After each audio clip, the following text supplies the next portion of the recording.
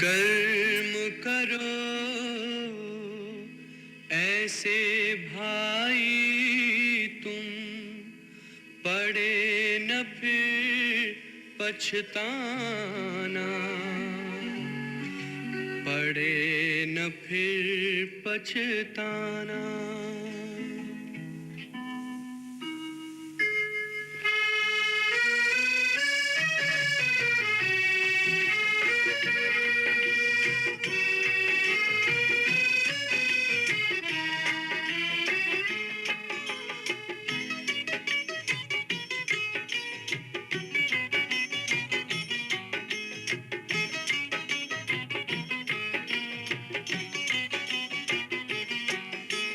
कर्म करो ऐसे भाई तुम, पड़े न फिर पछताना, पड़े न फिर पछताना।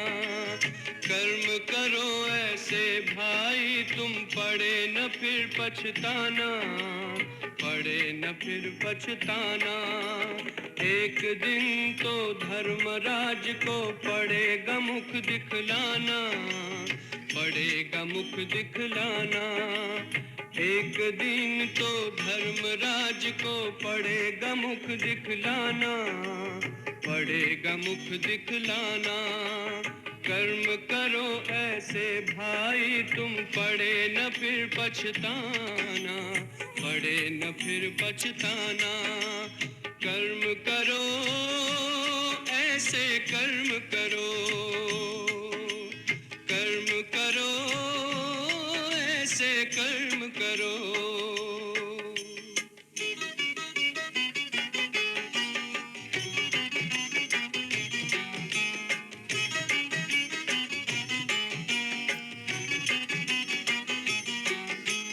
मन में औरों के लिए तुम शुभ संकल्प चलाओ, निंदा करता है जो तुम्हारी अपना उसे बनाओ। आँखों से कभी बुरा न देखो, पड़े जो आँख झुकाना, पड़े जो आँख झुकाना। आँखों से कभी बुरा न देखो, पड़े जो आँख झुकाना, पड़े जो आँख झुकाना। कर्म करो ऐसे भाई तुम, पड़े न फिर पछताना, पड़े न फिर पछताना। कर्म करो भाई कर्म करो, कर्म करो भाई कर्म करो।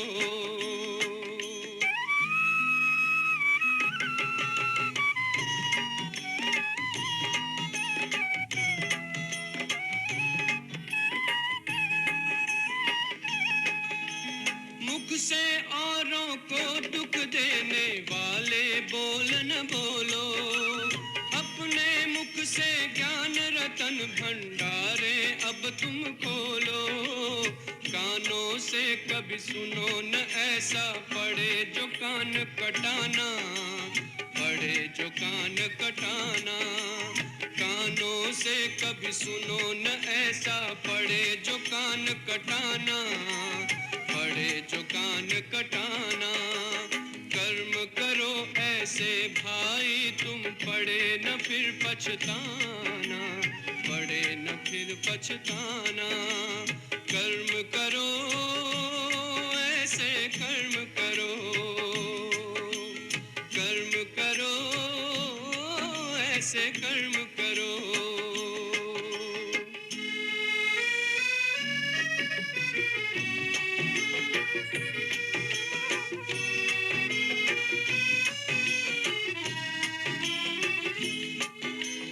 ऐसा जीवन हो जो हंसते हंसते घर को जाओ, धर्मराज के आगे तुम निर्भय होकर जाओ। ऐसा हो न खाका अपना, पड़े जो वहाँ पछताना, पड़े जो वहाँ पछताना। ऐसा हो न खाता अपना, पड़े जो वहाँ पछताना, पड़े जो वहाँ पछताना। कर्म करो ऐसे भाई तुम, पड़े न फिर पछताना, पड़े पड़े न फिर पछताना। एक दिन तो धर्मराज को पड़ेगा मुख दिखलाना, पड़ेगा मुख दिखलाना। कर्म करो ऐसे कर्म करो, कर्म करो भाई कर्म करो, कर्म करो ऐसे कर्म करो।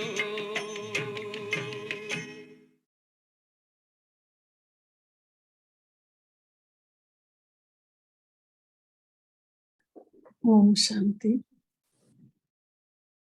गीत सभी सुन रहे थे। कर्म करो ऐसे भाई की, पड़े न फिर पछताना। कर्मों की गति बहुत गहरी होती है। जब हम इसे समझते नहीं तभी हम फिर निराश हो जाते हैं। तो कर्मों की गहरी गति को समझना पड़ेगा, और समझेंगे तभी हमसे अच्छे कर्म भी हो पाएंगे। तो सबसे पहले तो हम ये समझें कि भगवान ने तो सभी बोलते हैं ना कि न्याय किया है, और भगवान तो न्याय ही करता है। तो सभी तो इंसान है, पर कोई इंसान बहुत ऊंची पोस्ट पर है, बहुत पैसे वाला है, और किसी को खाने के लिए रोटी भी नहीं है, तो भगवान तो अन्याय करेगा नहीं। तो इंसान इंसान ही बना है, कोई भिखारी बना है, कोई मिनिस्टर बना है, कोई न्यायाधीश बना है। हर किसी का अपना अपना रोल मिला हुआ है, पर है सभी इंसान। एक ही तरह से सभी मनुष्य जन्म लेते हैं, और एक ही तरह से सब यहाँ पर आकर के जन्म लेने के बाद हिंदू मुस्लिम सिख ईसाई का भेदभाव सब यहीं आकर होता है। पर भगवान के घर से सब एक ही प्रक्रिया से आत्माएं आती हैं, और शरीर निर्मित होता है गर्भ में। तो ईश्वर ने जो ज्ञान बताया हम सबको कि जैसा बीज डालो वैसा फल निकलता है। आज कुली भी है तो स्टेशनों पर बोझ उठा रहा है, रिक्शे वाला है, ठेले वाला है, बोझ ढो रहा है। तो है तो वो भी मनुष्य, लेकिन गरुड़ पुराण में लिखा हुआ है कि अगर तुम ये चीज दान नहीं करोगे तो तुम्हें गधे का जीवन भोगना पड़ेगा, अगर तुम ये नहीं करोगे तो तुमको ऐसे कुएं में जाना पड़ेगा। ये सब डरावनी बातें बहुत सारी लिखी हुई हैं। ये क्यों लिखी गई हैं पंडितों बड़े बड़े लेखकों के द्वारा? क्योंकि मनुष्य जो है स्वार्थी प्राणी है। सब जितने भी विद्वान लोग, जिन्होंने लेखक जिन्होंने लिखी गई हैं किताबें जिन्होंने, तो वो जान रहे हैं कि मनुष्य जो है स्वार्थी प्राणी है। मनुष्य अपने स्वार्थ के कारण कहीं आगे चलकर दान पुण्य करना छोड़ न दे। इसीलिए ये डर की बातें लिखी हुई हैं शास्त्रों में, ताकि मनुष्य दान से जुड़ा रहे, पुण्य कर्मों से जुड़ा रहे, उनके कर्म अच्छे भी साथ ही साथ बनते रहे। तो ये तो बहुत अच्छी बात हुई।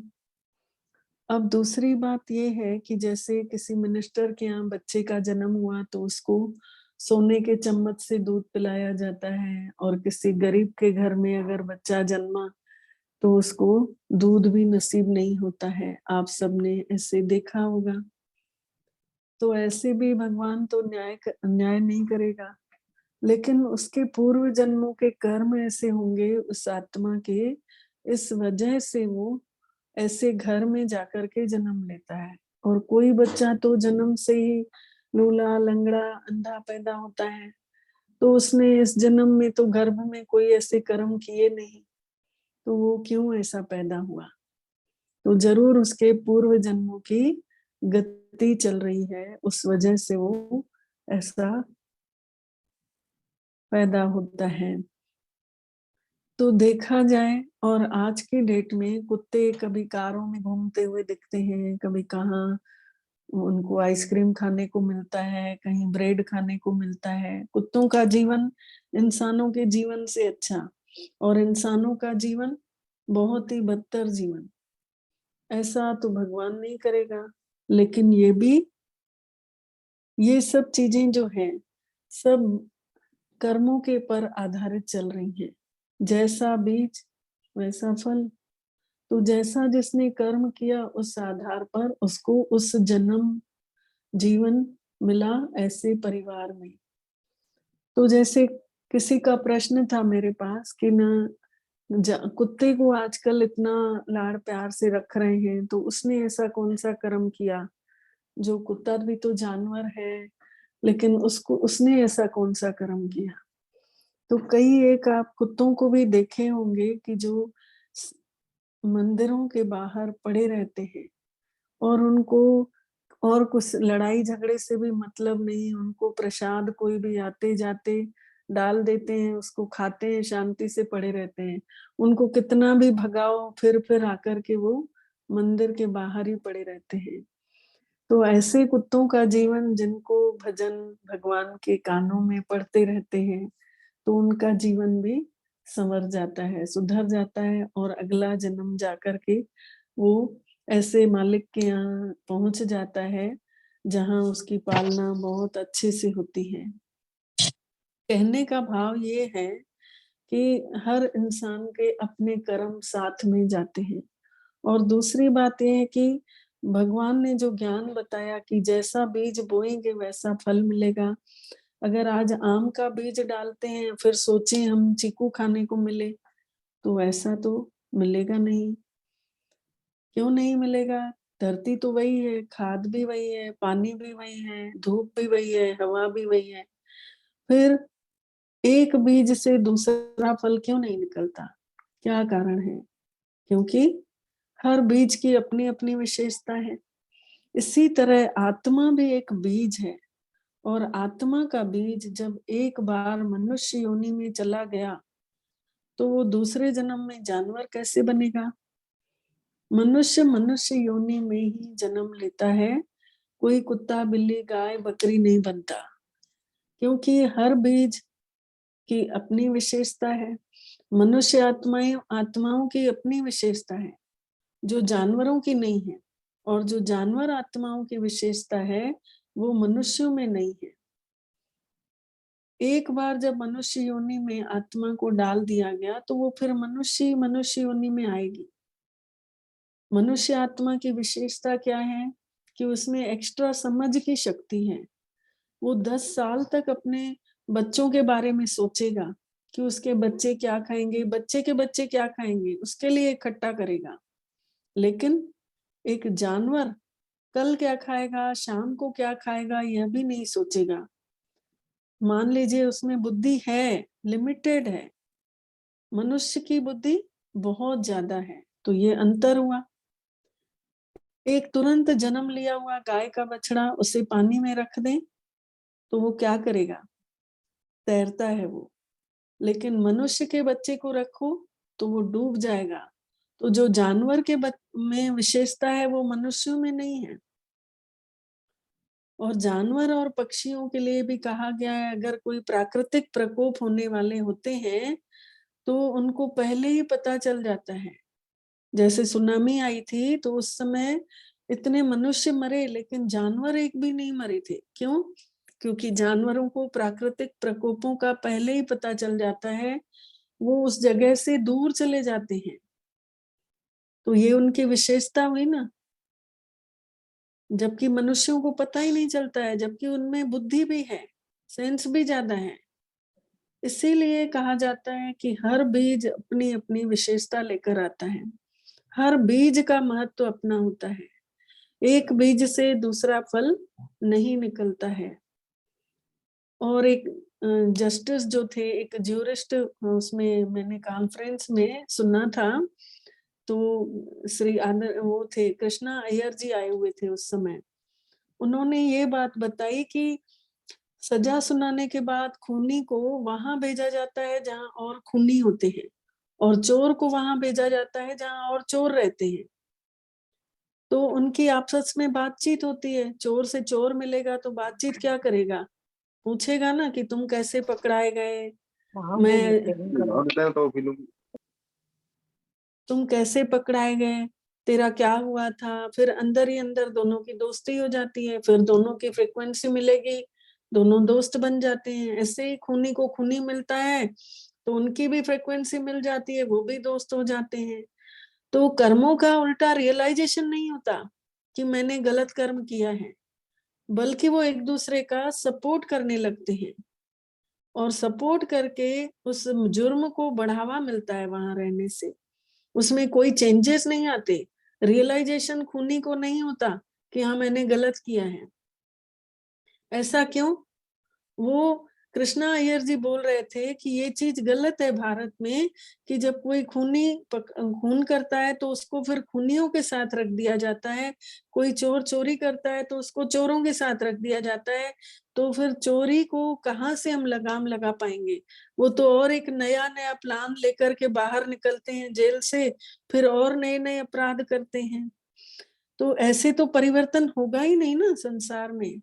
तो भगवान ने जो संसार में ये जो नया ज्ञान हम सबको दे रहे हैं कि बच्चों को ये ज्ञान मिलेगा, तो उस ज्ञान से बच्चों की समझ, मन जो है चलायमान होगा, तो उसको कंट्रोल कर पाएंगे। बुद्धि से बच्चे सोच पाएंगे, अच्छे और बुरे का निर्णय ले पाएंगे, और उनके संस्कार अच्छे बनेंगे।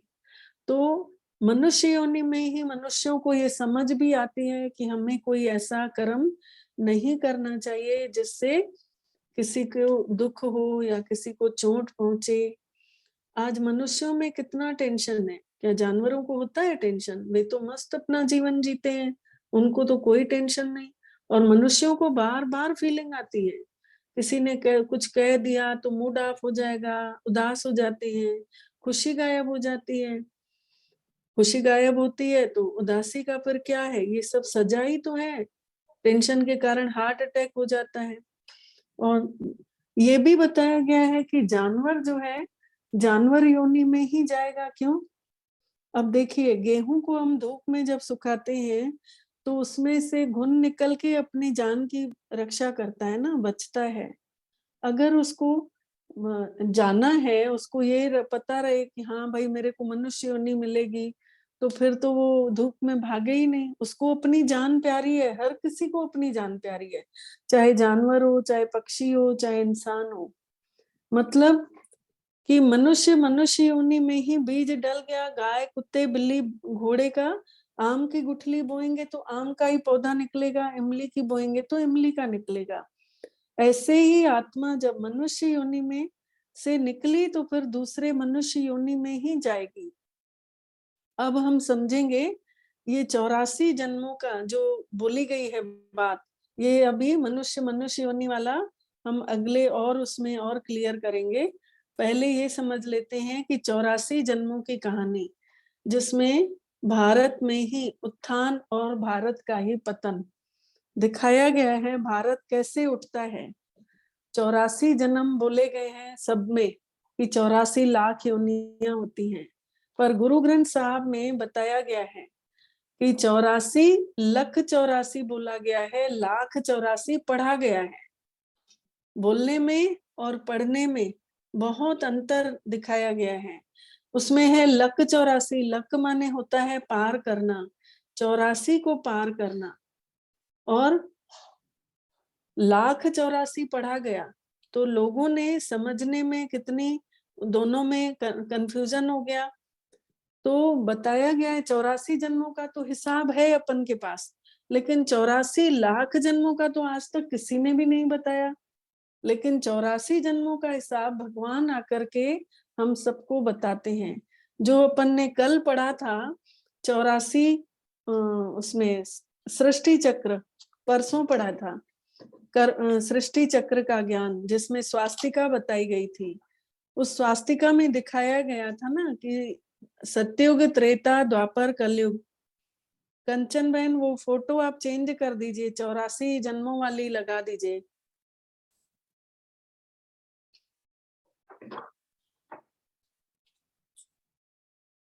तो उसमें सत्युग, त्रेता, द्वापर, कलयुग जो बताया गया था, तो सत्युग में 8 जन्म बताए गए हैं, 1250 वर्ष का एक युग, लेकिन उसमें 8 जन्म देवी देवता जो श्री कृष्ण रहते हैं वो 8 जन्म लेते हैं, उनकी 8 राजगद्दी चलती है, इसीलिए श्री कृष्ण जन्माष्टमी मनाई जाती है। और 9वें जन्म में वही आत्मा त्रेता युग में पहुंचती है श्री राम बन करके, तो उस समय राम नवमी मनाई जाती है। आत्माएं वही हैं लेकिन उतर रही हैं। जब श्री राधे श्री कृष्ण का स्वयंवर होता है तो उनका नाम बदल करके श्री लक्ष्मी श्री नारायण पड़ जाता है। स्वयंवर के बाद श्री कृष्ण को हमेशा हाथ में बांसुरी दिखाई गई है। बांसुरी अर्थात सुख शांति का प्रतीक, सुख चैन का प्रतीक। और जो श्री राम को धनुष दिखाया गया है वो धनुष होता है युद्ध का प्रतीक। श्री राम और श्री सीता के बारे में बताते हैं ना कि उनके लव कुश थे, अर्थात शारीरिक संबंध हुआ, लेकिन बाकी और देवी देवताओं के श्री राधे श्री कृष्ण श्री विष्णु श्री लक्ष्मी नारायण उनके लिए कुछ भी संतानें नहीं दिखाई गई हैं, लेकिन राम सीता की संतानें बताई गई हैं, अर्थात वो इस शारीरिक संपर्क में आए जिससे उनको संतानें हुई। तो धीरे धीरे अवस्था जो 16 कला संपन्न थे वो उनके 2 कलाएं कम हो गई, 2 गुण कम हो गए, तो वो 14 कला में आ गए। वही 1250 वर्ष का समय, लेकिन पहले सतयुग में 8 जन्म लेते हैं, त्रेता युग में 12 जन्म लेते हैं। 12 और 8 हुआ 20 जन्म। अब आ जाए हम द्वापर युग में। द्वापर युग में जो स्वास्तिका में उल्टा चक्र, उल्टे तरफ डंडी बताई गई थी, तो द्वापर युग में अर्थात कापर एज, देखिए चित्र में पहले पहले सोने की सीढ़ियां दिखाई गई हैं, 8 सीढ़ियां, और उसके बाद 12 सीढ़ियां, ये उतर रहे हैं। जब हम देवी देवताओं के उसमें हैं तो उतर रहे हैं। उतरते उतरते फिर हम द्वापर युग में पहुंचते हैं। तो द्वापर युग में बताया गया था ना कि 2 पुर 2 रास्ते, घर घर में 2 चूल्हे हो जा रहे हैं। तो अब वही आत्माएं जो पहले श्री कृष्ण के समय में शुरुआत होती है, तो 16 कला संपन्न थे, सर्वगुण संपन्न थे, कोई लड़ाई झगड़ा नहीं था। फिर त्रेता युग में भी संपन्नता थी, लेकिन केवल एक शारीरिक संबंध के होने से उनके 2 कलाएं कम हो गई, 2 गुण खत्म हो गए। फिर आ जाए द्वापर युग में, वही आत्माएं उतरते उतरते साधारण मनुष्य बन जाते हैं, और साधारण मनुष्य होने के बाद वो अपने मूर्तियां स्थापित करते हैं। जैसे श्री कृष्ण की मूर्ति बनाए, किसी ने राधे कृष्ण की बनाई, किसी ने लक्ष्मी नारायण की बनाई। ऐसे पूजा पाठ करते हुए सब लोग भारत की दुर्दशा होना शुरू हो जाती है। पहले हम सब ही पूजनीय कहलाते हैं, फिर हम सब ही पुजारी बन जाते हैं, स्वयं की ही मूर्तियां बना बना के पूजा करते हैं। और धीरे धीरे फिर बड़े बड़े राजे महाराजे उतरते उतरते ऐसे सबके घरों में कोई ना कोई पंडित, किसी के यहाँ कुछ, किसी के यहाँ सन्यासी कोई पूजा कर रहा है, कोई कहाँ तपस्या कर रहा है। उतरते उतरते स्थिति जो है मतलब बिगड़ते गई, दुख बढ़ते गया संसार में, और आज बढ़ते बढ़ते कलयुग में पहुंचे। तो द्वापर युग में वही आत्माएं 1250 वर्ष में ही 21 जन्म लेती हैं। और फिर कलयुग उतरते उतरते, कलयुग अर्थात कलह क्लेश के समय में दुख और ज्यादा बढ़ता है, दुख की भरमार हो जाती है, दुख की अति हो जाती है, तो इंसानों की बुद्धि भी घूम जाती है। उन्हीं मूर्तियों की पूजा पाठ करते हैं, फिर डुबा के आते हैं। और ऐसे ही विश्व शांति सम्मेलन बैठ रहे हैं, लेकिन तो भी शांति नहीं हो पा रही है। कोई हवन करा रहा है, कोई पूजाएं पाठ करा रहे हैं, किसी ने कुछ मतलब अतिरुद्र महायज्ञ चला, लेकिन कहीं भी शांति का नाम निशान भी नहीं है। घर घर में अशांति फैलने लगी। कलयुग अर्थात कलह क्लेश का समय हो गया। अब इस समय भी 1250 वर्ष में ही सबके जन्म जो है 42 जन्म हो जाते हैं। तो गिनिए अब जन्मों को कि 8 जन्म सतयुग में लेते हैं, 12 जन्म त्रेता में लेते हैं, तो 12 और 8 20 जन्म हुए। फिर द्वापर युग में 21 जन्म लेते हैं, तो 21 और 20 41 जन्म हुए, और कलयुग के अंत में उसी 1250 वर्ष में 42 जन्म लेते हैं। जल्दी जल्दी जन्म, जल्दी जल्दी मृत्यु। हर एक आत्मा, अब किसी का कोई निश्चित ही नहीं है, कभी भी कुछ भी हो सकता है। अभी हम इस समय अच्छे भले बैठ के बात कर रहे हैं, रात का किसी को पता नहीं, क्या भी हो सकता है। तो इसीलिए अब किसी की मौत का कोई ठिकाना नहीं, अचानक से कभी भी कुछ भी हो सकता है। तो इस कलयुग के समय ही 42 जन्म सब पूरे होने हैं। तो 42 और 41 83 जन्म हुए, और 84वां जो अभी हम जिसमें हैं इस समय, मैं वीणा नाम से हूँ, आप दूसरे नाम से हैं, कोई अंजू नाम से है, कोई गीता नाम से है, मतलब जिसके जो नाम है उसका वो 84वां जन्म। तो 83 जन्म में हम उतरते आए, उतरते आए, उतरते आए। अब हम कलयुग में आकर सोच रहे हैं कि हमारे साथ हर चीज अच्छी हो, ऐसा हो सकता है? हम किसी के साथ द्वापर युग में अगर हम कुछ गड़बड़ किए हो, किसी को कुछ सुनाए हो, किसी को कुछ दुखी करके आए हो, और आज वो हमारे सामने हो आत्मा, उसने चोला दूसरा लिया हुआ है, तो हम पहचानेंगे तो नहीं, लेकिन हम सोचते हैं हमारे साथ ही ऐसा क्यों, हम तो उसके साथ अच्छा चले हैं। ऐसा कई लोग बोलते हैं ना कि हम तो उनके साथ बहुत अच्छा चले हैं, हमने कुछ भी ऐसा नहीं किया, लेकिन हमारे साथ ही ऐसा क्यों हो रहा है? तो किसी के साथ कोई भी गलत नहीं हो रहा है, ये ईश्वर का बनाया हुआ ड्रामा है, और ईश्वर कभी भी गलत बना नहीं सकते, इस चीज का तो विश्वास करना चाहिए। तो जरूर हम द्वापर से लेकर किसी न किसी को, या कलयुग के शुरुआत में ही कुछ न कुछ हम भी तकलीफें देकर के आए होंगे, तभी तो हमको भी आज मिल रही है। अगर हम सुख देकर के आए होते तो हमको भी सुख मिलते होते। तो सबके अपने कर्मों का नतीजा है।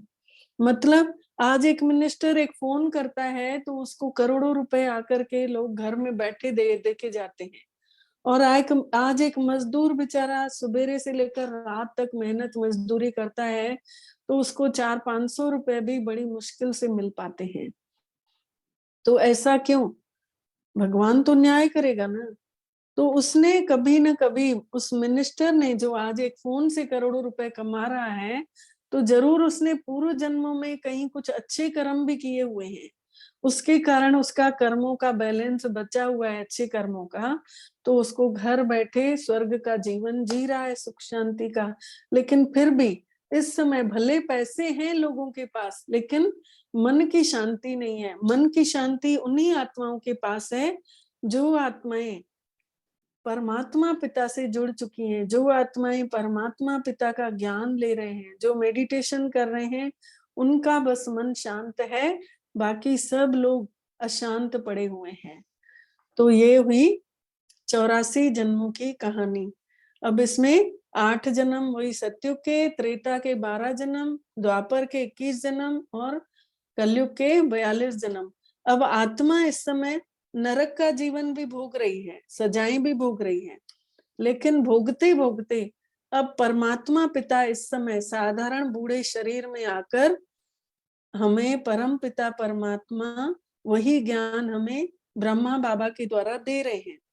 तो अब यही आत्मा उस ज्ञान को सुनकर के बार बार ऊपर की ओर, नीचे दिखाया गया है चित्र में, देखिए कि साइड में सफेद वस्त्रधारी बैठे हैं, परमात्मा शिव उनको ऊपर से किरणें दिखा रहे हैं, दे रहे हैं। और यही आत्माएं फिर ये सब ऊपर जाकर के परम धाम में परमात्मा पिता से शक्ति ले सकते हैं इस समय। और शक्ति लेने का समय भी यही है, क्योंकि इसी समय दुख है, और दुखों के समय ही इंसान दिल से पुकारता है।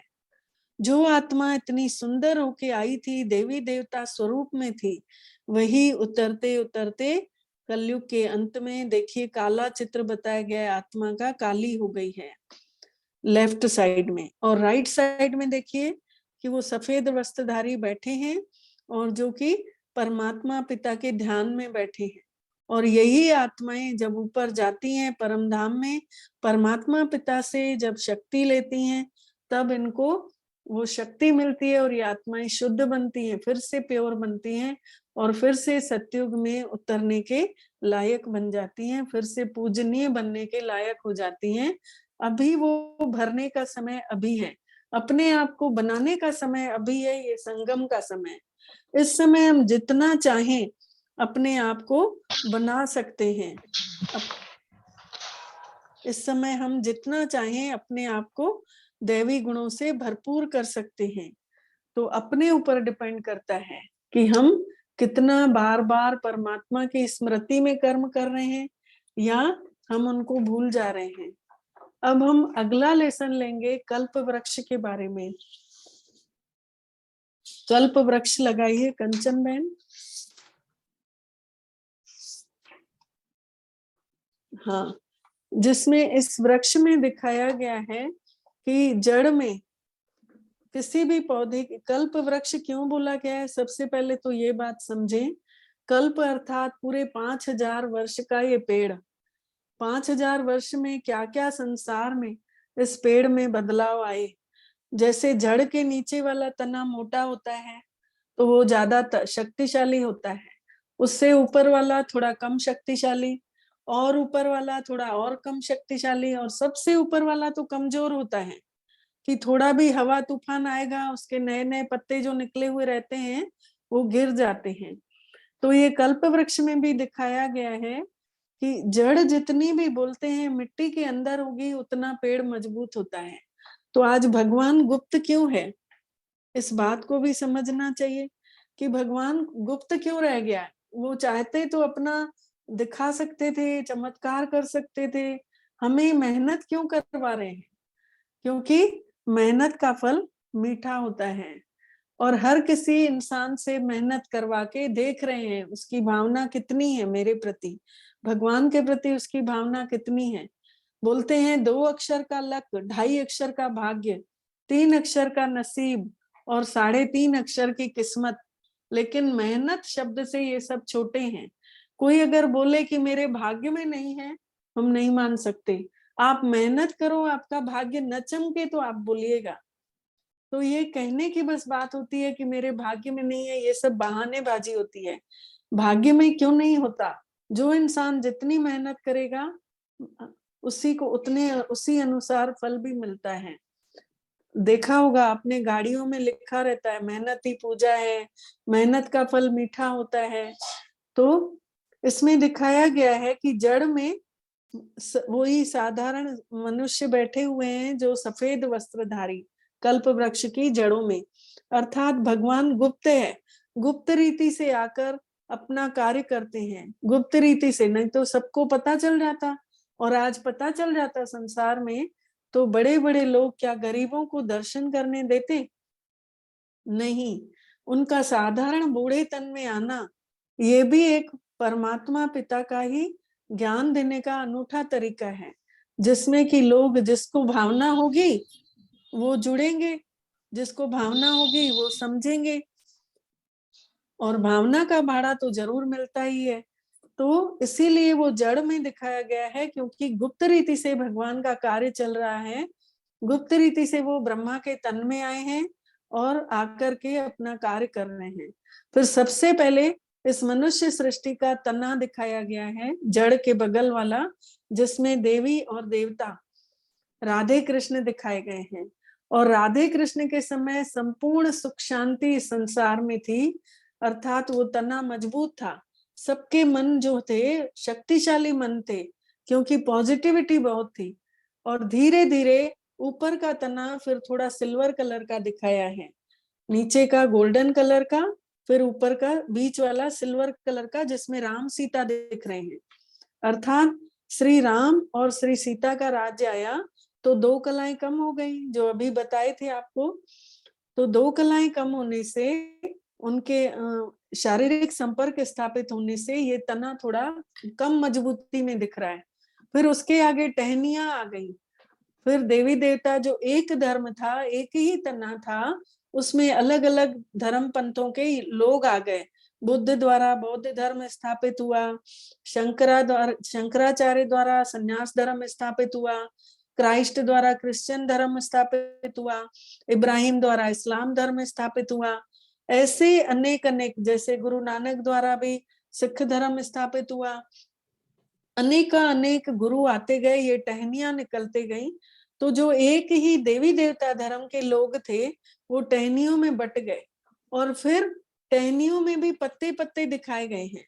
तो उसमें भी और छोटे मोटे गुरु गोसाई आने लग गए, और उन गुरु गोसाइयों से फिर और लोग बटते गए, चले गए। जो पहले 4-6 धर्म पंथों में बटे थे टहनियों में, अब वो और पत्तों पत्तों में बट गए। अब लोगों को तो भ्रम हो गया, सत्य क्या है? सत्य से सब लोग दूर हो गए।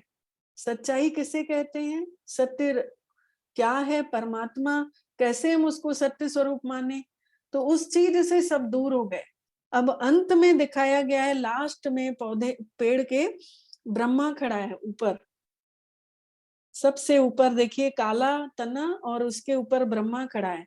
तो अभी की जनरेशन जो है, जो पौधे के नए नए पत्ते हैं, तो अभी की जनरेशन वैसे है, थोड़ी भी सहन शक्ति नहीं है।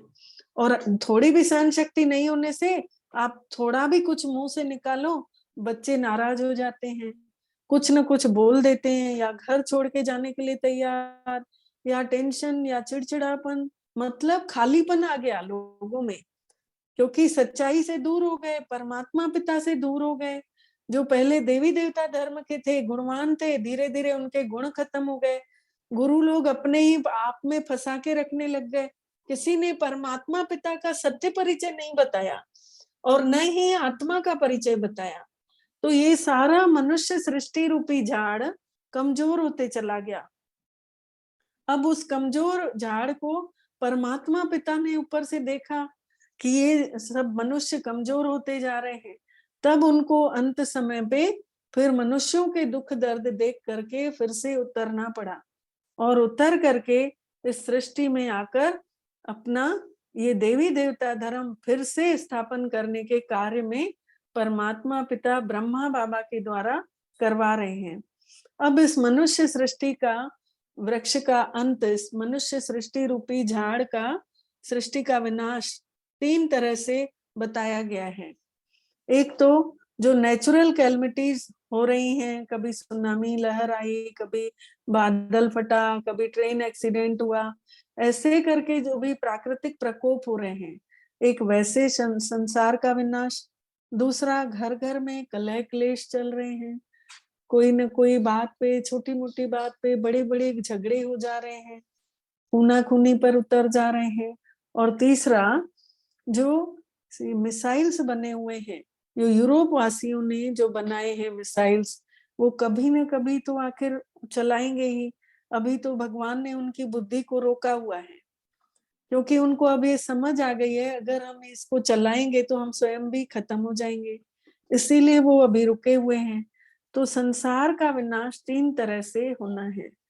और दूसरी बात, भगवान ने और एक बात बताई कि पूरी तरह से विनाश नहीं होगा। जो अच्छे, जैसे गुलाब के पेड़ के हम सभी कलम लगाते हैं, या कोई ना कोई चीज ऐसी कुछ फसल उगाते हैं, तो थोड़े से बीज बचा के रखते हैं, फिर उसको लगाते हैं, तो अगले सीजन में फिर वो फसल होती है।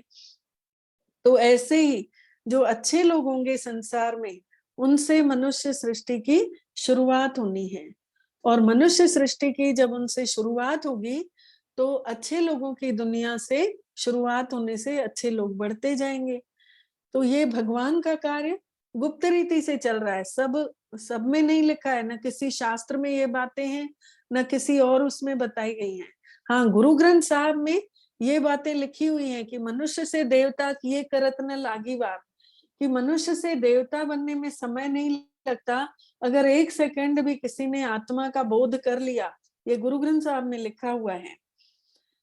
और गुरु ग्रंथ साहब में चौपाई साहब में भी एक और बात बहुत अच्छी लिखी हुई है, शिव और शंकर का अंतर, और ब्रह्मा के अवतरण का भी बात गुरु ग्रंथ साहब में लिखा हुआ है। और दूसरा, गुजरातियों के शिव पुराण में भी लिखा है ब्रह्मा के अवतरण की बात। क्यों? इसीलिए ब्रह्मा के मंदिर इतने नहीं बने हुए हैं। ब्रह्मा का मंदिर एक ही जगह केवल है भारत में, राजस्थान में। तो ब्रह्मा की पूजा क्यों नहीं होती? क्योंकि वो खुद साधारण मनुष्य था, कलयुग का मनुष्य था, दाढ़ी मूछ वाला दिखाया गया है। बाकी देवी देवताओं की दाढ़ी मूछ होती ही नहीं है। तो इसीलिए ब्रह्मा जी का मंदिर एक ही जगह, जब वो संपूर्ण बना तब उसकी पूजा हुई, पहले उसकी होती ही नहीं है। तो हम इस बात को समझें कि पूरे कल्प वृक्ष में लोग अब भ्रमित तो होंगे ना कि सत्य क्या है।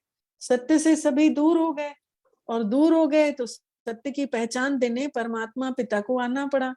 अब जब मनुष्य सृष्टि पूरी ही दुखी हो गई, परेशान हो गए, तब उसको पुकारे तो परमात्मा पिता का अवतरण हुआ ब्रह्मा के द्वारा, और ब्रह्मा ने आकर हमें सत्य ज्ञान का परिचय कराया कि बच्चे तुम आत्मा हो। और चौपाई साहब में जो लिखी हुई है बात कि काल पाए ब्रह्मा बपतरा, काल पाए शिवजू अवतरा। समय आता है, शिव जो है ब्रह्मा का रथ शरीर लेकर के अवतार लेते हैं। काल पाए कर बिसन प्रकाशा, सगल काल का किया तमाशा। समय आता है इस संसार के खेल में बुराइयों का विनाश करके प्रकाश का ज्ञान के रूपी प्रकाश का उदय होता है। और उसमें एक और लाइन लिखी हुई है, शिव शंकर बैठे कैठा, महामूढ़ कछु भेद न जानत, महादेव को कहत सदाशिव, निराकार का चीन ही नहीं भाव। कि शिव और शंकर को इकट्ठा दिखा दिए हैं, दोनों इकट्ठे बैठे हुए हैं। उसको शिव को पहचानते नहीं है, शिव और शंकर को इकट्ठा रख देते हैं, महादेव को ही सदाशिव बोल देते हैं। सदाशिव का मतलब होता है सदा कल्याण करने वाला, और महादेव तो शरीरधारी है। महामूढ़ कछु भेद न जानत, मतलब इतनी बुद्धि जो है तमो प्रधान हो गई है, तुच्छ हो गई है, मूढ़मती है, जो अंतर ही नहीं जान पाते हैं कि शिव अलग है और शंकर अलग है।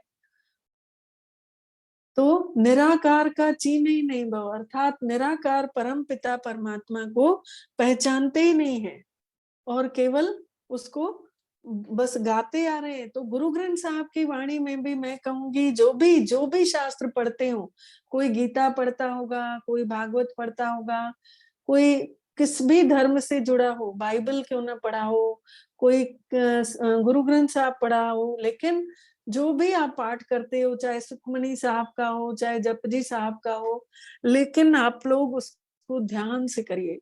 मेरा कहने का मतलब, हर पाठ में कुछ न कुछ अच्छाई छिपी हुई है। चाहे आप एक पेज पढ़ो, चाहे 2 लाइन पढ़ो, लेकिन दिल से पढ़ो, प्यार से पढ़ो, सोचो भगवान की वाणी पढ़ रही हूँ।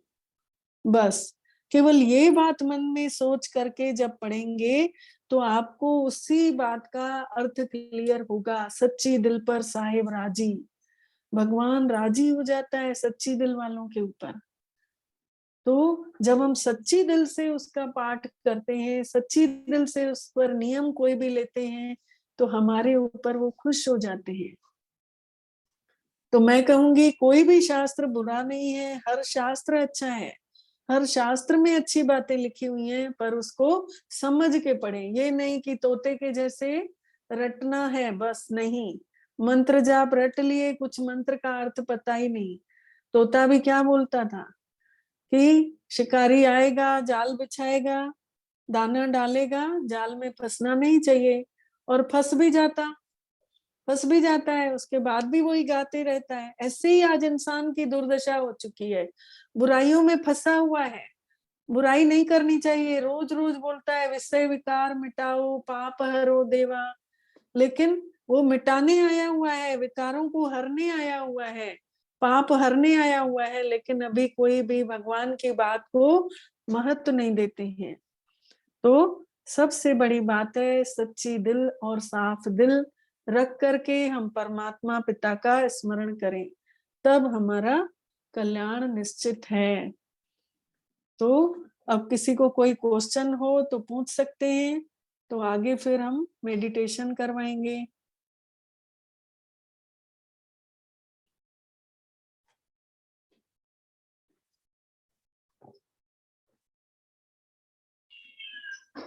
हाँ दीदी, ओम शांति।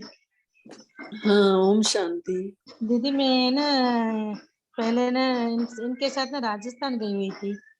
हाँ हाँ तो वहां पर ना ब्रह्मा मंदिर में गई थी। तो वहां पर ना पूजा करवा रहे थे सबको ही कि हाँ जो पूरा मतलब जो बड़े घर से गए हैं वो स्वर्गवासी हो गए, उनकी पूजा हाँ करने से मतलब शांति होगी उनको, उनके लिए। हाँ तो हाँ हम हाँ दोनों मिलके करवाए पूजा। हाँ पूजा करने के बाद ना वो बोल रहा था कि ना ब्रह्मा भी ना अपनी पत्नी को ना मैके भेजा हुआ था और दूसरी हाँ पत्नी के साथ बैठा हुआ था। तो आके ना हाँ। वो सुनीता नाम की पत्नी जो थी वो श्राप दी कि तेरी पूजा कभी कहाँ पर भी नहीं होगी, बस यहीं पर होगी एक ही जगह।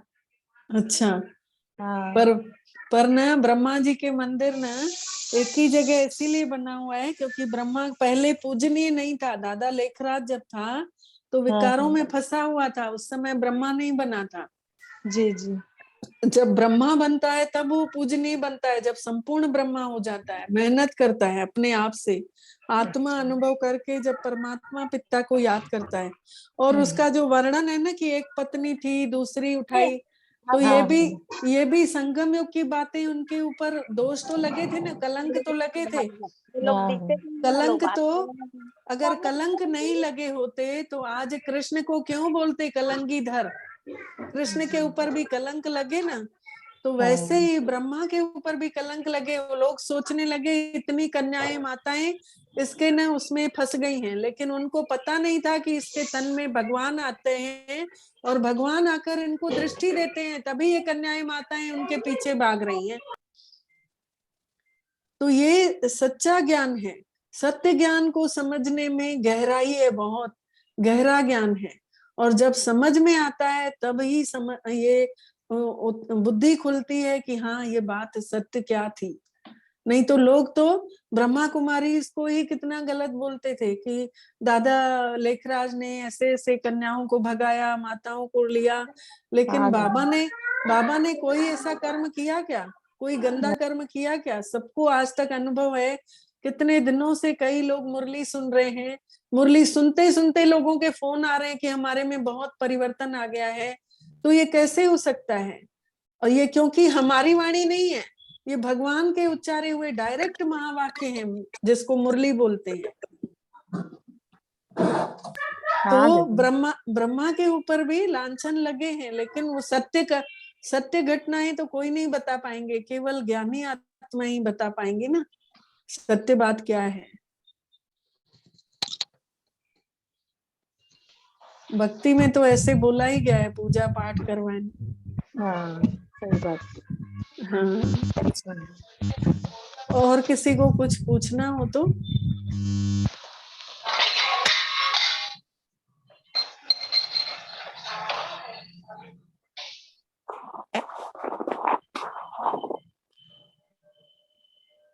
मेडिटेशन करवाएं अभी।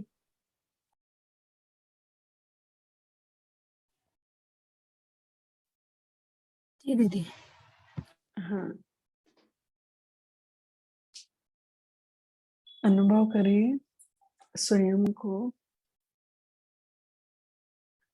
मैं चैतन्य शक्ति इस शरीर में मस्तक के मध्य जहां तिलक लगाते हैं, मैं आत्मा सबसे ऊंचे भाग में विराजमान हूँ।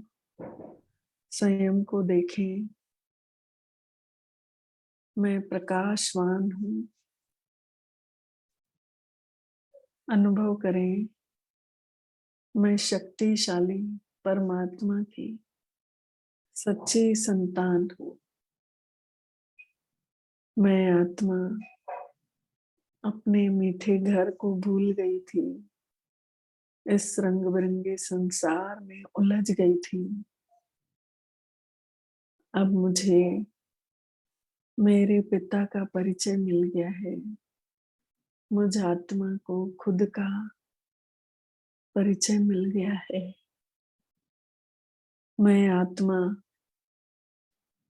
संसार की में भटक भटकते आज अपने आप को अनुभव कर रही हूँ। स्वयं को हल्का महसूस करें। इस शरीर में आत्मा से प्रकाश निकलता हुआ पूरे शरीर में फैल रहा है। अनुभव करें, मन से सोचें, हम इस स्थूल मिट्टी वाले शरीर को छोड़कर ऊपर की ओर जा रहे हैं, परम धाम की ओर, परम पिता के पास शक्तियां भरने के लिए। हम सभी इस शरीर को छोड़कर चल पड़े अपने मीठे घर में। देखें, जगमगाता हुआ सितारा जुगनू के जैसे चमकता हुआ। सभी अपने आप को अनुभव करें, निकले इस शरीर से बाहर, खुले आकाश में। देखें, चांद सितारों की दुनिया से दूर उड़ते चले जा रहे हैं, आत्माओं के झुंड। अनुभव करें, नीले आसमान के पार पहुंच गए, उससे भी पार और ऊपर चले। सुनहरे लाल प्रकाश चमकीली दुनिया में पहुंच गए हम सब आत्माएं, प्रकाशवान घर में। यहाँ कितनी शांति ही शांति है, कितना आनंद है। मेरा ये प्यारा घर भगवान की किरणों से सजा हुआ है। देखें अपने घर को, चमकती हुई मणियों के समान आत्माएं सभी दिखाई दे रही हैं। देखें स्वयं को भी, मैं आत्मा इस समय सभी कर्मों से मुक्त हो चुकी हूँ। मैं अपने ज्योति स्वरूप में स्वयं को चमकता हुआ देख रही हूँ। मेरे चारों तरफ परमात्मा पिता का प्रकाश ही प्रकाश है। स्वयं को देखें, मुझ आत्मा के चारों तरफ मीठे बाबा की किरणें ही किरणें हैं। कितना सुंदर और दिव्य स्वरूप है ये। मुझ सितारे की कितनी सुंदर आभा बन गई है। यहाँ मैं आत्मा परम पिता परमात्मा की शक्तियों से भरपूर हो रही हूँ। मैं सत्य हूँ, मैं सुख देने वाली आत्मा हूँ। मुझ आत्मा में सब गुण भरे हुए हैं मीठे पिता के। मेरे मीठे बाबा शिव बाबा परम पवित्र है, परम पवित्र। पवित्रता का सागर देखिए लहरा रहा है अपने मीठे घर में। इस सारे दिव्य लोक में उनकी अनंत शक्तियां फैलते जा रही हैं। देखें, चारों तरफ सुंदर प्रकाश ही प्रकाश है। यहाँ सिर्फ मैं आत्मा और मेरे पापा शिव बाबा। मैं ज्योति स्वरूप हूँ।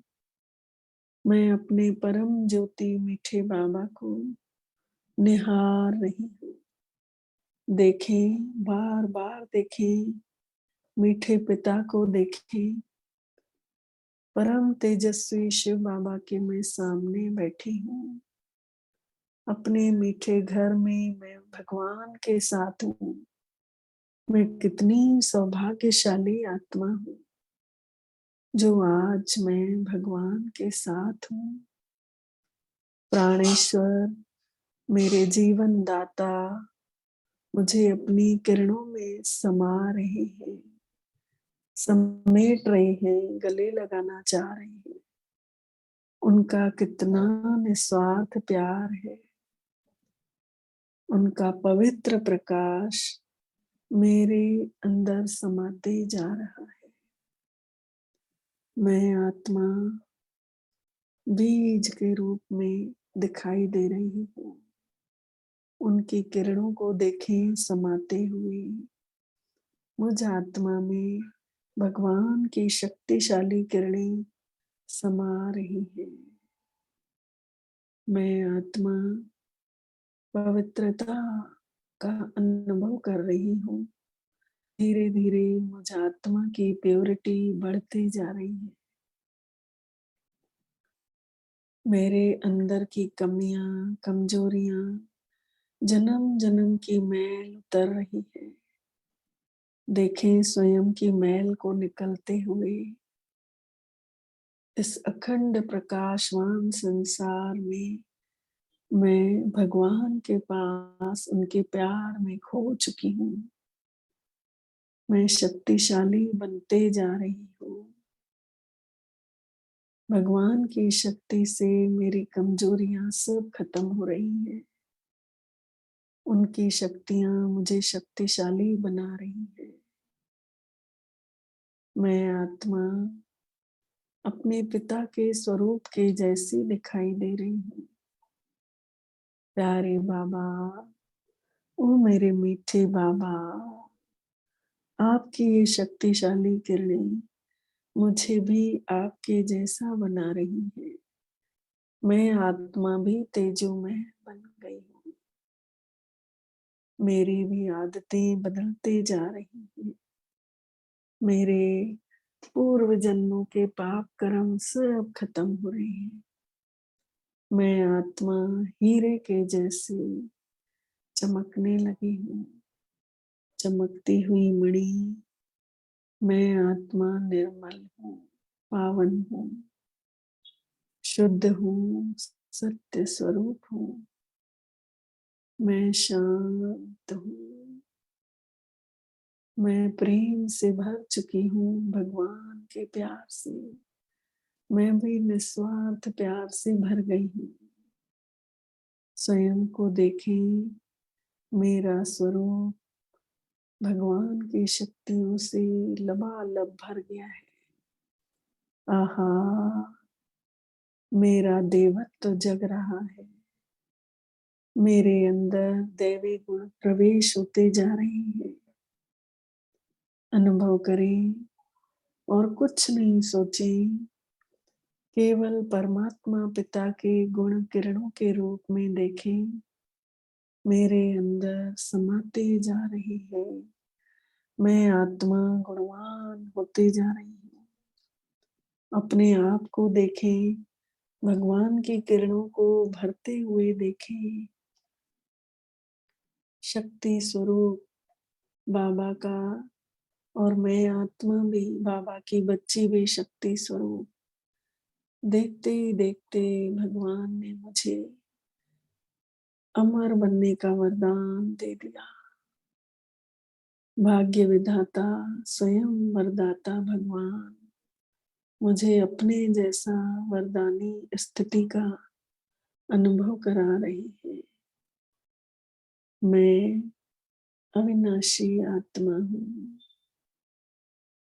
मेरे चारों ओर दिव्य प्रकाश झिलमिला रहा है। मेरी चमक पहले से बहुत बढ़ गई है। मेरे मीठे पिता, मैं आपका किस मुंह से धन्यवाद करूं, जो आपने मुझे प्यार से अपना बनाया है। मुझे विश्व का कल्याण करने की जिम्मेवारी दे दी है। मीठे बाबा, मेरे दिल को आराम देने वाले दिलाराम बाबा, मेरा भी दिल आपकी ही तरह साफ और स्वच्छ हो। आपके प्यार से भर जाए मीठे बाबा। अब मैं आत्मा भगवान के प्यार से भरपूर होकर धीरे धीरे बाबा से आज्ञा लेती हूँ। और संसार की ओर उतर रही है। देखें अपने आप को संसार की ओर उतरते हुए, उतरते उतरते अपनी चमक को देखें। चमकीली दुनिया को हम सभी छोड़ के आए, पर अपने साथ चमक लेकर के आए हैं। देखें, वापस अपने शरीर में आकर भ्रुकुटी में समा जाते हैं।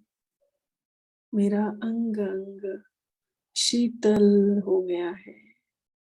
परमात्मा प्यार से, परमात्मा शक्तियों से मैं आत्मा अंग अंग को शीतल बना रही हूँ।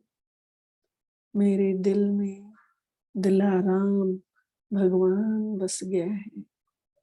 सबके प्रति देखने का नजरिया मेरा बदल चुका है। अब मैं आत्मा, ये परमात्मा शक्तियां, परमात्मा पिता का प्यार संसार में सबको बांटूंगी, सबको प्यार करना सिखाऊंगी। अनुभव करें, मुझ आत्मा से भगवान का प्यार सबको मिल रहा है। प्रकृति मनुष्य आत्माओं के पास देखें, प्रभु कृपा बरस रही है। ये भगवान की कृपा, सच्ची कृपा सबके ऊपर बरसती रहे। कर कृपा बसहु मेरे हृदय, होए सहाय आप। मन में राम नाम जाप, मन में राम नाम जाप, होए सहाय आप, होए सहाय आप। कर कृपा बसहु मेरे हृदय, होए सहाय आप। तन धन तेरा तू प्रभु मेरा, तन धन तेरा तू प्रभु मेरा, हमरे बसे किछु नाही, हमरे बसे किछु नाही। जो जो राखे त्यों त्यों रहना, जो जो राखे त्यों त्यों रहना, तेरा देता खाए, तेरा देता खाए। कर कृपा बसहु मेरे हृदय, होए सहाय आप, होए सहाय आप, होए सहाय आप। ऐसी कृपा कर दो हे भगवान, जो मेरे दिल में आप बस जाओ। बस और कुछ नहीं मैं सोचूं, बस आप रहो मेरे दिल में। ये तन भी आप ही का दिया हुआ है, ये धन भी आप ही का दिया हुआ है।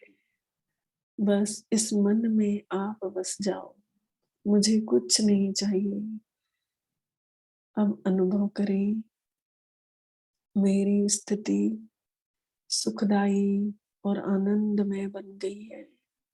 दिल बार बार यही बोल रहा है, वाह मेरे मीठे पिता, वाह मेरा भाग्य जो मुझे आप मिले, वाह ये श्रेष्ठ संसार।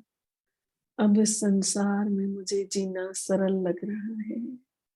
अब मुझे कोई दुख तकलीफ नहीं। ओम शांति, ओम शांति, ओम शांति। शुक्रिया मेरे मीठे बाबा, आपका बार शुक्रिया जो आपने हमें आज ऐसा अनुभव कराया। आप सबका भी बहुत बहुत शुक्रिया। ओम शांति।